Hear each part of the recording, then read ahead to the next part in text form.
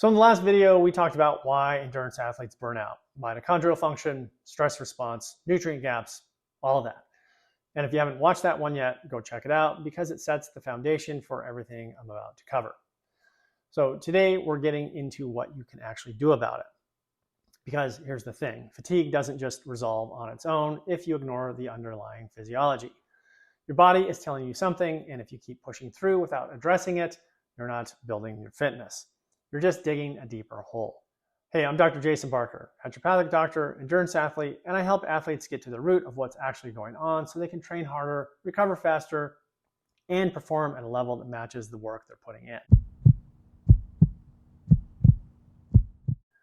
Now, when I work with athletes dealing with chronic fatigue, I focus on 4 key areas.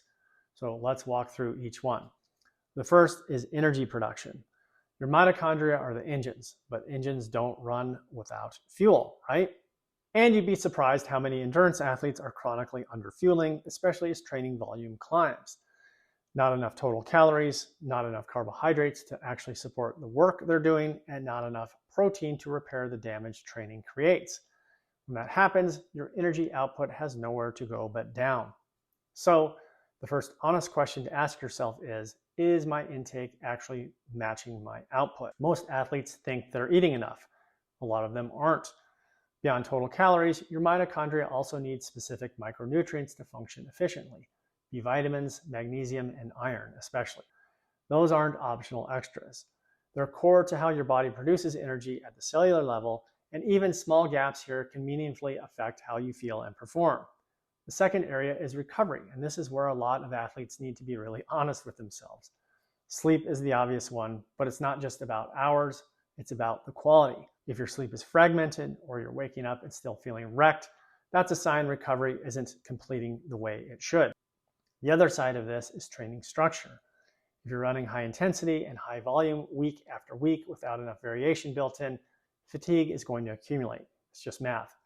Sometimes the answer isn't to train more or harder.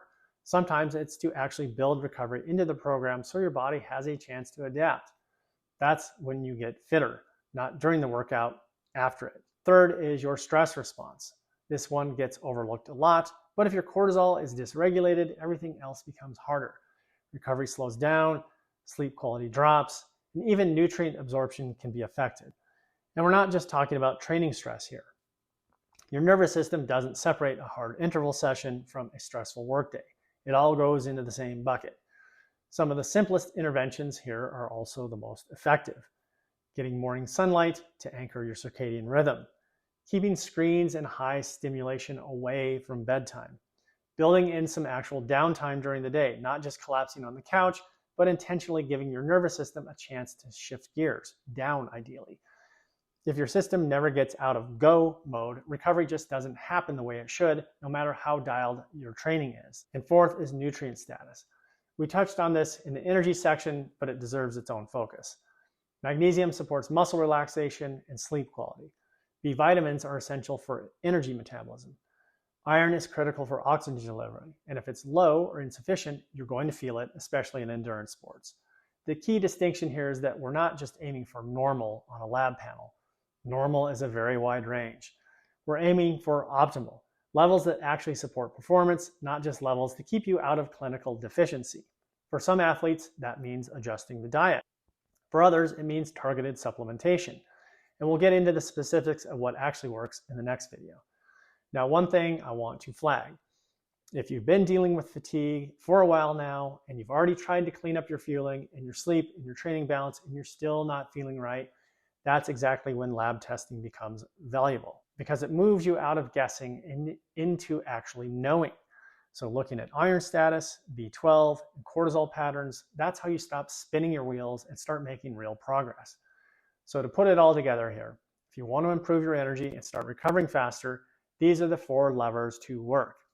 Make sure your fueling actually matches your training demands. Support recovery and take sleep seriously. Manage your stress response and protect your daily rhythm.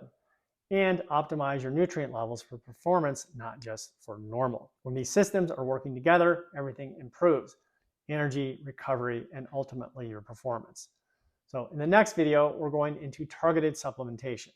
what the evidence actually supports, how to use it, and how to stack these strategies for real results. Now, if you found this helpful, please hit the like and subscribe. I put out science-backed content on performance and recovery regularly. And if you want individualized testing, protocols, deeper guidance, you can find me at naturalathleteclinic.com. I'm Dr. Jason Barker. Thanks for watching, and I'll see you in the next one.